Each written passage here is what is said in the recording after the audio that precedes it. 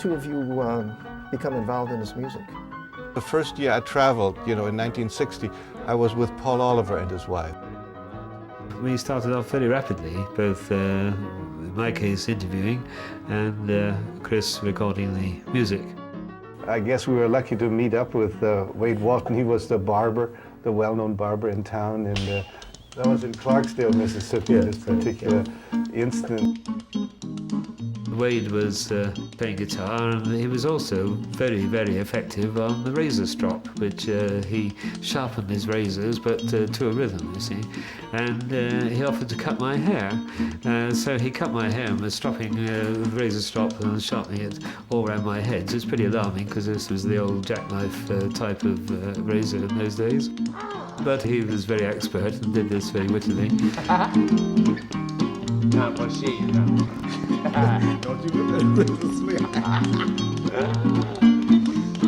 Suddenly the door opened and a chap had parked his tractor outside the front door.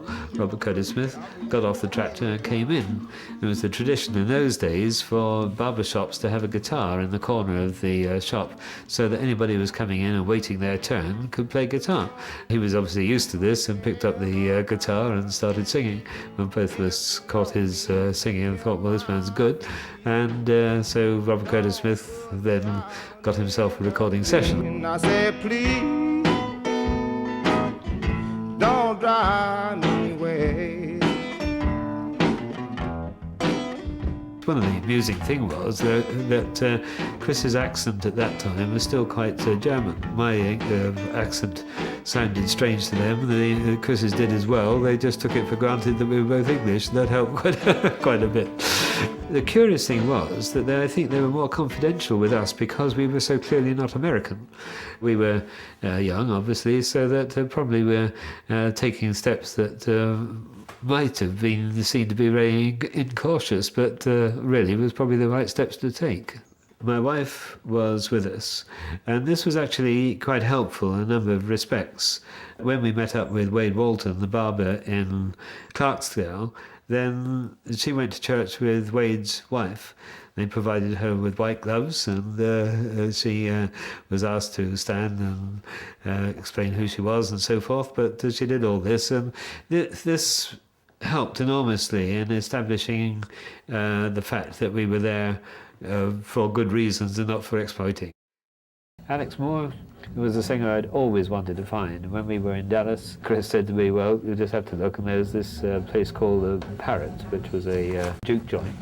I went in, asked them about Alex Moore. They said, did I see anything when I came in? I said, no. And they said, well, you better go outside. And there was what I thought was a bag of rags, was in fact Alex Moore.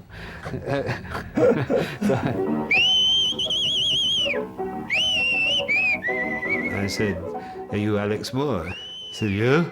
And I said, you play piano still? Yeah, I play piano. How do you know I play piano? So I said, because I've got your records. He said, oh yeah, what? So I then rattled off the titles of 4 or 5 of his blues, and he really woke up.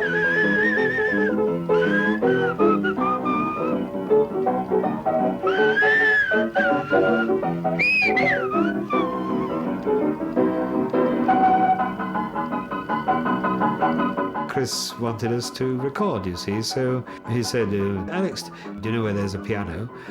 He said, yeah, and he took me to a brothel, and each room had a bed and a piano. It was so weird. He tried out each piano, and each one was out of tune.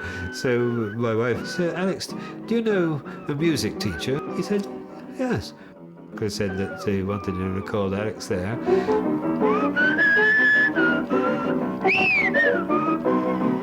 It wasn't quite what he was looking for as yet, so that we went further down in Mississippi. And it was there that we found Chatmon's house. He was a bit surprised. So we were talking with him and asked him to play some blues for us, so he started playing St. Louis blues.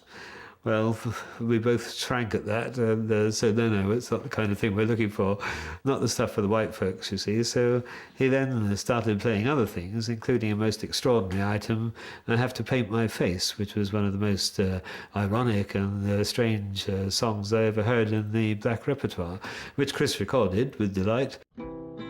I remember I was really, really knocked out by the lyrics to that song. I mean, I had never heard anything like that. Say God made us all, He made some at night. That's why it didn't take time to make us all white. I'm bound to change my name, I have to paint my face, so I won't be kin to that easy open race. The song describes making mankind out of clay, but some of the clay was painted black and some of it wasn't. Really, it's a very ironic and strange song. We've never heard of anybody recording it before or since, never seen it in print, and can only assume that Sam Chatmon wrote it himself.